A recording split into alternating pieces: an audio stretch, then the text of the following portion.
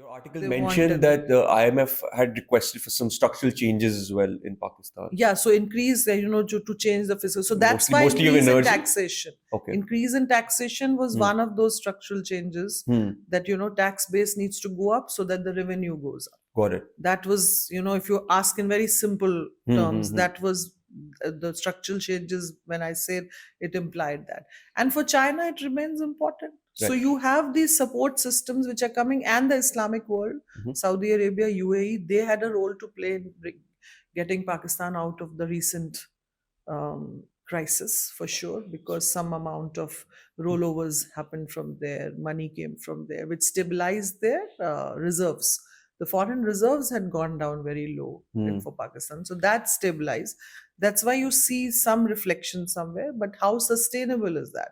Got And it. does this imply that Pakistan is not going to take fresh loans? I mean, that remains That's a not big. possible. That's No, the but question. you were talking about how US would like them to be in good books with Pakistan. Do you think that would change with Trump coming again in Trump 2.0? So it's very interesting, because when Trump's this whole US elections happened, and so there was this light of hope in Pakistan suddenly in the media that Trump met Imran Khan, and he did not meet. Biden did not meet Imran Khan, so Trump might be good for us. But that there was a whole story for how Trump met him. So one of the senators in US who met Imran Khan came to Trump at that time and said that I met this guy and he's like you. So Trump said, if he's like me, he must be a good guy. So he met Imran Khan. So that was on a lighter note.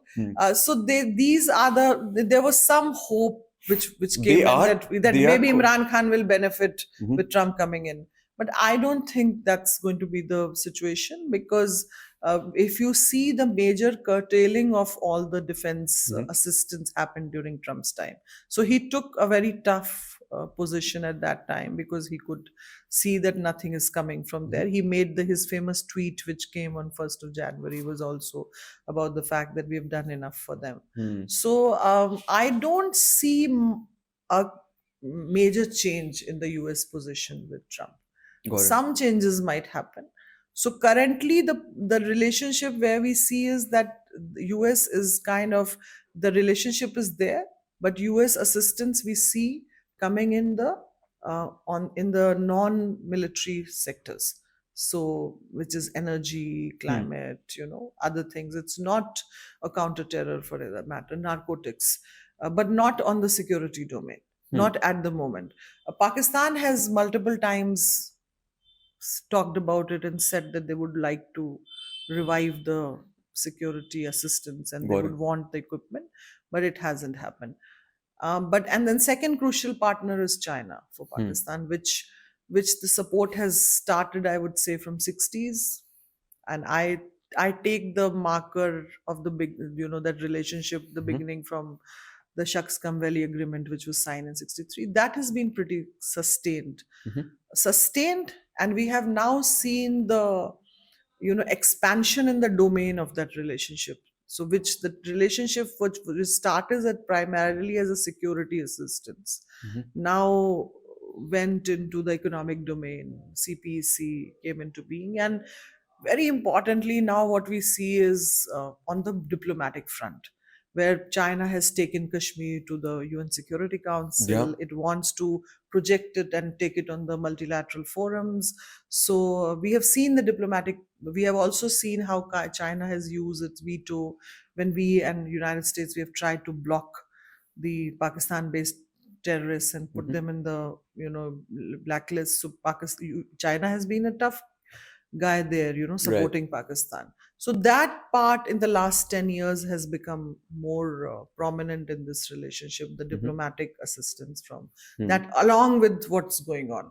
So China remains a firm support, according to me. Yeah. Since you spoke about China, there have been a lot of targeted killings as well of Chinese civilians in Pakistan. Your take on that, ma'am? There have been And any implications in the Pakistan-China relationship because of that? There have been Chinese workers have been targeted, yes, and that number has gone gone up more as compared to what we saw in the last, say, 7-8 years. And what we have, the reports which are coming is that the Baluch Liberation Army, they have collaboration with the TTP, and that's how it's happening. So Chinese have been worried. For the first time, they have been so vocal about it. So the Chinese ambassador talked about it, and they are saying that this is not acceptable.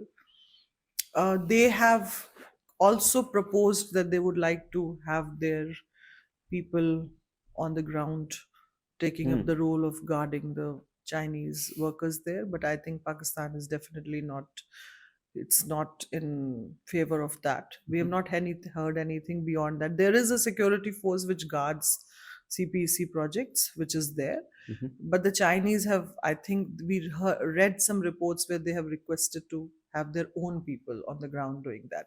So no progress on that front, and I think that's only going to further intensify situation for Pakistan. So that I don't think is happening.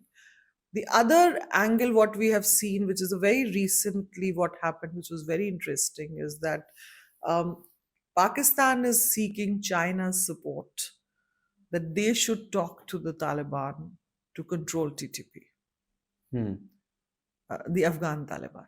Because Chinese have invested money in Afghanistan. They have their ambassador there. They've also accepted the Taliban ambassador in China. Achha. They have not they're saying we are not recognizing. So I don't know what recognizing in their dictionary means. But in the recent report, also what I got to know that they're going to be offering Afghanistan tariff-free, access to their market.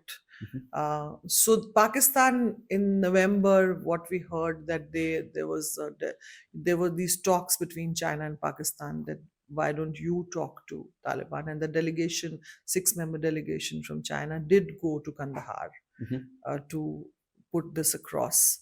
But what I heard was this: nothing came out of it, and Afghan Taliban definitely are not ready to act against the TTP. So now this is exactly what Pakistan did. They created their strategic assets, which were the terror outfits, and used them against India. Afghanistan sees TTP as their strategic asset and wants to kind of take the advantage of that and put continued pressure on Pakistan. And they are the same ideology, two sides of the same coin. They cannot take action against TTP. TTP was very helpful to the Taliban in how they came into power in terms of fighting the war which the Taliban fought. And if you know about the Pashtunwali, the whole culture will not allow them to kind of go against the TTP. Got it.